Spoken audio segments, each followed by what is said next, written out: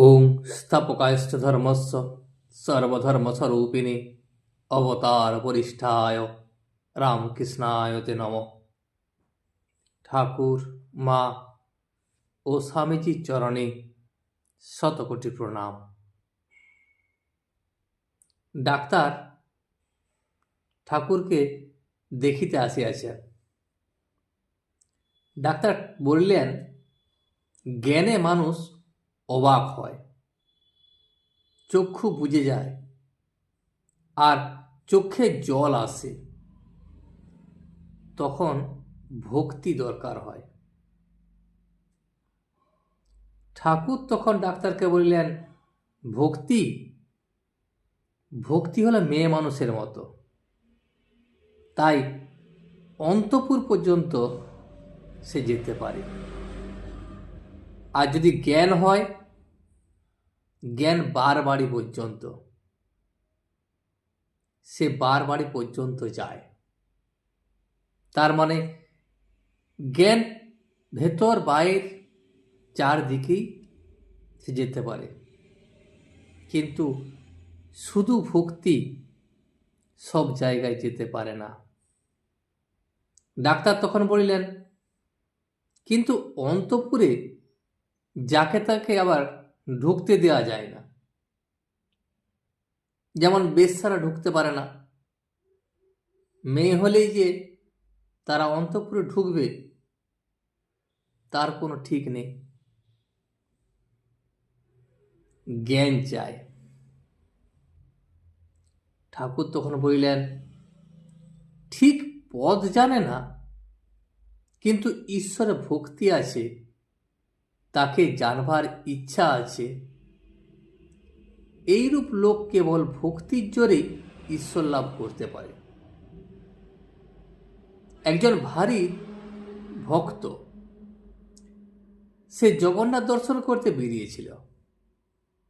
তো পুরীর কোনো পথ সে জানত না। দক্ষিণ দিকে না গিয়ে সে পশ্চিমে চলে গিয়েছিল। পথ ভুলেছিল বটে, কিন্তু তার মধ্যে ব্যাকুলতা ছিল। ব্যাকুল হয়ে সে লোকদের জিজ্ঞাসা করত। তারা তাকে বলে দিলে, এ পথ নয়, ওই পথে যাও, তুমি ভুল পথে চলে এসেছ। তাকে ঠিক পথটা বলে দেয়। তখন ভক্তরই শেষে পুরীতে গিয়ে জগন্নাথ দর্শন করলে। দেখো না, না জানলেও কেউ না কেউ তাকে বলে দেয়। ডাক্তার তখন বললেন, সে তো ভুলে গিয়েছিল। ঠাকুর বললেন, হ্যাঁ তা হয় বটে, কিন্তু শেষে ঠিক পায়। একজন ভক্ত আবার জিজ্ঞাসা করিলেন, ঈশ্বর সাকার না নিরাকার? তার উত্তরে ঠাকুর শ্রীরামকৃষ্ণ বলিলেন, তিনি সাকার আবার নিরাকার, তিনি দুই হতে পারেন। একজন সন্ন্যাসী জগন্নাথ দর্শন করতে গিয়েছিল। তো জগন্নাথ দর্শন করে তার সন্দেহ হলো, তাই তো ঈশ্বর দর্শন করলাম, তাহলে ঈশ্বর সাকার না নিরাকার? তখন তার হাতে একটি দণ্ড ছিল। সেই দণ্ড দিয়ে দেখতে লাগলো জগন্নাথের গায়ে ঠেকে কিনা। একবার দণ্ডটি নিয়ে এধার থেকে ওধারে দিয়ে দেখতে লাগলো যে জগন্নাথের গায়ে ঠেকে কিনা। আর একবার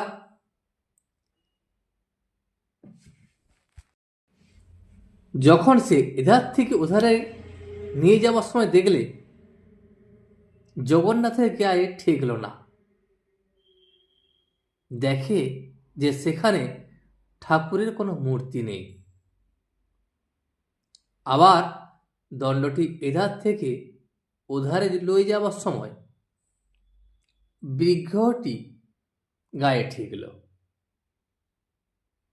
তখন দেখল যে ঠাকুরের মূর্তি বিগ্রহটি বসানো আছে। তখন সন্ন্যাসী বুঝল ঈশ্বর নিরাকার, আবার সাকারও বটে, কিন্তু এটি ধারণা করা বড় শক্ত। যিনি নিরাকার তিনি আবার সাকার কি রূপে হবেন, এ সন্দেহ মনে উঠে। আবার যদি সাকার হন তো নানা রূপ কেন?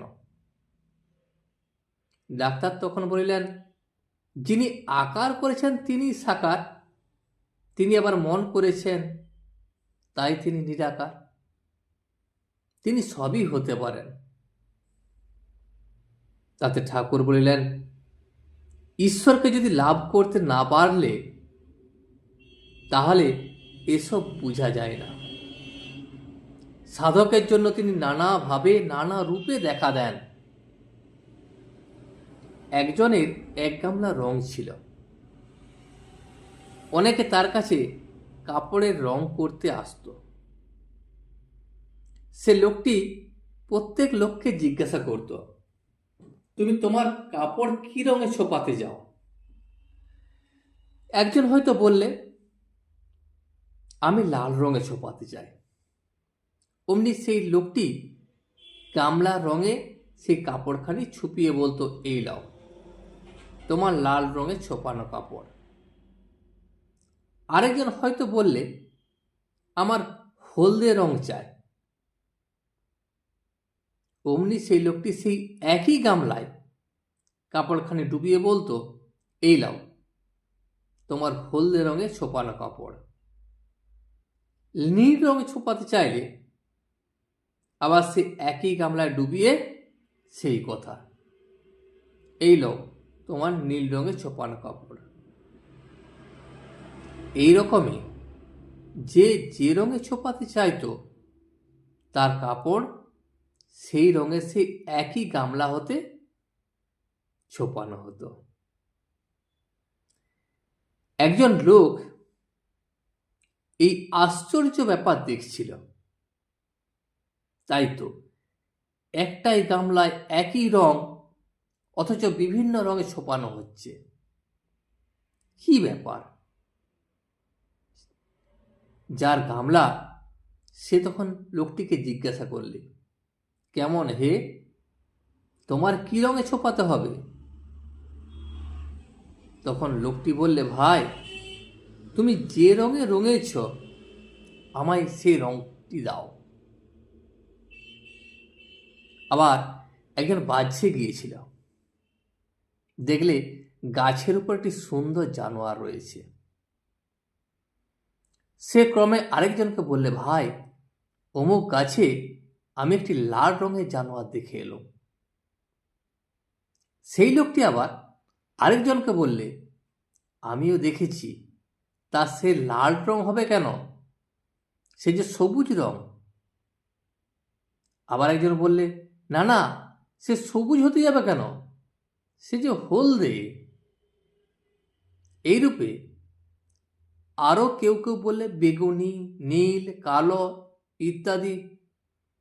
শেষে ওই লোকগুলির মধ্যে ঝগড়া বেঁধে গেল।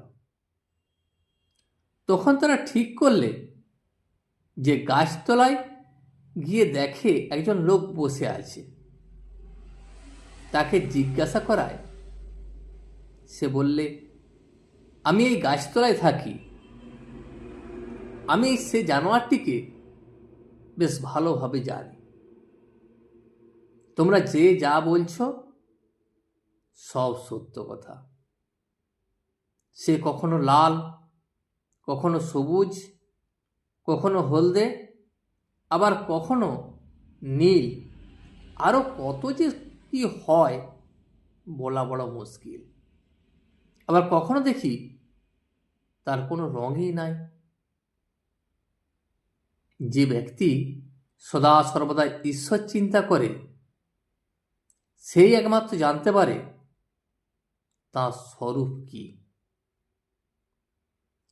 সে ব্যক্তি জানে যে ঈশ্বর নানা রূপে দেখা দেন, নানাভাবে দেখা দেন, তিনি সগুণ আবার নির্গুণ। আর গাছতলায় যে থাকে সেই জানে যে বহুরূপীর নানা রং, আবার কখনো কখনো তার কোনো রঙই থাকে না। অন্য লোকে কেবল তর্ক ঝগড়া এসব করে কষ্ট পায়। তিনি সাকার, তিনি আবার নিরাকার। কিরকম জানো? যেন সচ্চিদানন্দ সমুদ্র, যার কোনো কূল কিনারা নাই। ভক্তি হিমে সেই সমুদ্রের স্থানে স্থানে জল বরফ হয়ে যায়, যেন জল বরফ আকারে জমাট বাঁধে। অর্থাৎ ভক্তের কাছে তিনি সাক্ষাৎ হয়ে কখনো কখনো সাকার রূপ হয়ে দেখা দেন। আবার যখন জ্ঞান সূর্য ওঠে, জ্ঞান সূর্য উঠলে সে বরফ গলে যায়। ডাক্তার বললেন সূর্য উঠলে বরফ গলে জল হয়। আবার জানেন জল আবার নিরাকার বাষ্প হয়। ঠাকুর বললেন অর্থাৎ ব্রহ্ম সত্য আর জগৎ মিথ্যা, এই বিচারের পর সমাধি হলে এইসব রূপটুপ কোথায় উড়ে যায়। তখন আর ঈশ্বরকে ব্যক্তি বলে বোধ হয় না। কি তিনি মুখে বলা যায় না। ঈশ্বর যে কি তা মুখে প্রকাশ করা যায় না। আর কে বলবে? যিনি বলবেন তিনিই নাই। ঈশ্বর দর্শনের পর কেউ তো আর ফেরে না। তাই ঈশ্বর কেমন, সে কি জিনিস, তা কেউ বলতে পারে না। তার আমি আর খুঁজে পান না। তখন ব্রহ্ম নির্গুণ, তখন তিনি কেবল বোধে বোধ হন। মন বুদ্ধি দ্বারা তাকে ধরা যায় না। তাই বলে ভক্তি হলো চন্দ্র আর জ্ঞান হলো সূর্য। চন্দ্র এবং সূর্যের মতো ভক্তি ও জ্ঞান। শুনেছি খুব উত্তরে আর দক্ষিণে সমুদ্র আছে।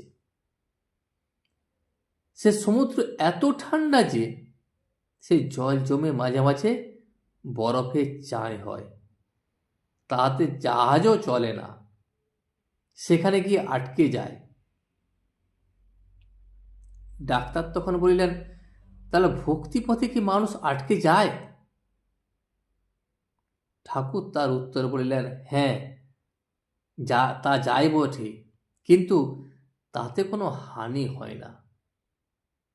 সেই সচ্চিদানন্দ সাগরের জলই জমাট বেঁধে বরফ হয়েছে। আর যদি আরো বিচার করতে চাও, যদি ব্রহ্ম সত্য জগৎ মিথ্যা এই বিচার করো, তাতেও কোনো ক্ষতি নাই।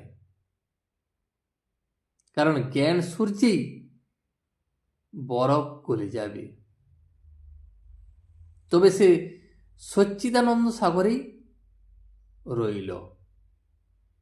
আজ এই পর্যন্তই। ভিডিওটি শেষ পর্যন্ত দেখার জন্য আপনাকে অসংখ্য ধন্যবাদ। ভিডিওটি যদি আপনার ভালো লেগে থাকে তাহলে একটা লাইক, কমেন্ট এবং বন্ধুর সাথে শেয়ার করে দেবেন। সাবস্ক্রাইব করে পাশে থাকা বেল আইকনটি বাজিয়ে দেবেন, যাতে আপনাদের নতুন ভিডিওগুলি সর্বপ্রথম আপনার কাছে পৌঁছে যায়। জয় শ্রী রামকৃষ্ণ, জয় শ্রী রামকৃষ্ণ, জয় শ্রী রামকৃষ্ণ।